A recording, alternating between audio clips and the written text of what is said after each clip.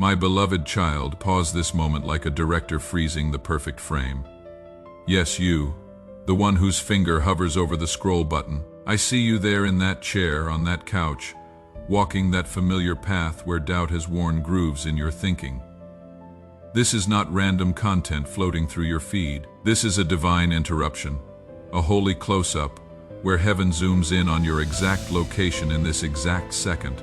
That restlessness stirring in your chest right now is not anxiety. It is anticipation. Your spirit recognizes my voice even when your mind questions if this could really be for you. I know about last night when you stared at the ceiling replaying every wrong decision, like scenes from a movie you wish you could rewrite. I was there when you whispered that prayer you thought I didn't hear, the one that got tangled up in shame before it reached your lips. I caught the tear that traced down your cheek when you wondered if you had missed your moment, if your story was already written in permanent ink. But listen to me now.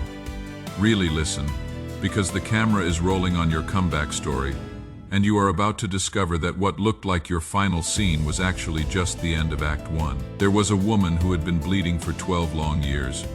12 years of doctors who took her money but could not heal her pain. 12 years of being told she was unclean, untouchable, disqualified from the very places where healing was supposed to happen. The crowd pressed against Jesus like a sea of bodies, each person desperate for their own miracle, their own moment in the spotlight of his attention. She could have given up. She could have stayed home that day, convinced that someone like her had no business reaching for someone like him. But something in her spirit refused to accept that script. She pushed through the crowd, crawled if she had to, because she understood that proximity to power changes everything. She reached out just one finger, just the edge of his garment, believing that even the smallest contact with divine authority would rewrite her entire story. And the moment her skin met that fabric, everything changed.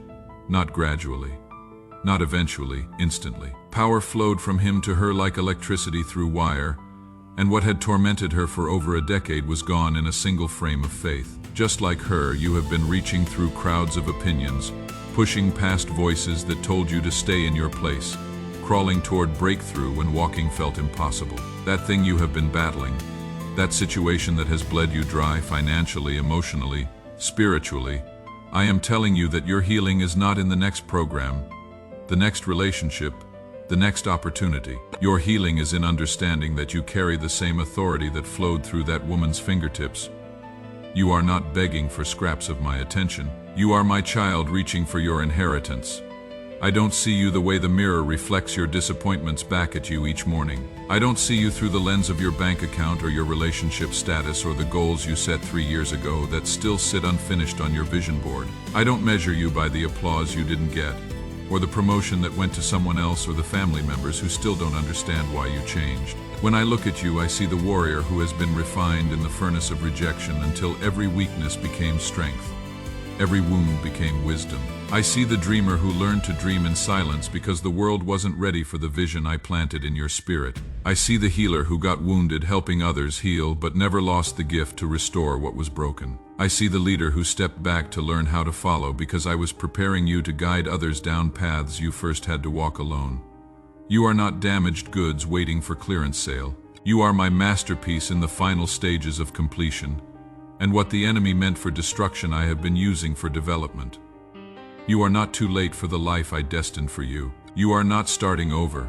You are starting higher, starting from a place of wisdom that only comes through walking through fire and discovering you are fireproof. You are not forgotten in the crowd. You are featured in my plans, starring in a story that will make others believe that comeback is possible, that healing is available, that dreams deferred are not dreams denied. That relationship that keeps you awake at night, the one where you give everything and receive crumbs, where your love is treated like obligation instead of gift.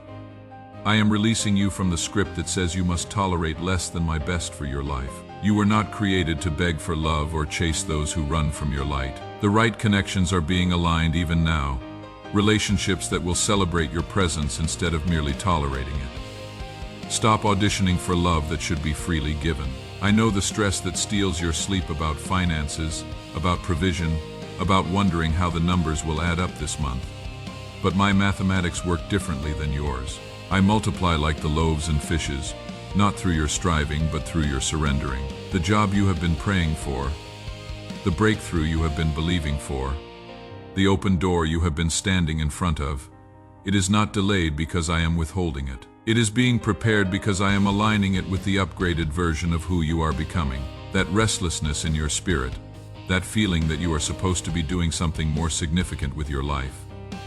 That is not confusion, that is consecration. I have been preparing you in the hidden place, developing your character in private so I can trust you with influence in public. Your hiddenness has been holy, your waiting has been worship, and what felt like delay was actually development. The platform I am building for you is not based on talent alone, but on testimony. Not just on gifting, but on your ability to guide others through the same wilderness where I found you. That thing you haven't told anyone, that secret struggle that shows up like an unwelcome extra in every scene of your life. It is losing its power today. The shame that dresses in good behavior but torments you in quiet moments. The fear that wakes you at 3 in the morning with worst-case scenarios playing on repeat. I am not just healing these things. I am turning them into the very tools I will use to set others free. Your pain qualifies you to heal others. Your pit becomes your platform. Your test becomes your testimony. When you speak my word over your situation, heaven backs you up with evidence. When you declare my promises over your family, over your finances, over your future, angels are dispatched to make it manifest. You carry healing in your hands, breakthrough in your praise, victory in your voice. Your prayers no longer whisper requests, they thunder decrees. You are not begging for breakthrough, you are announcing its arrival. You are not elevated for comfort, but for impact. You are not blessed to be blessed, but to be a blessing. The anointing I am pouring on you comes with assignment, with responsibility to reach back and pull others up from the same pit where I found you. Your story becomes their hope. Your victory becomes their evidence that God still performs miracles. The enemy will try to convince you this was just emotion, just words on a screen that stirred your feelings temporarily. Doubt will whisper that you imagined this encounter, that nothing has really changed.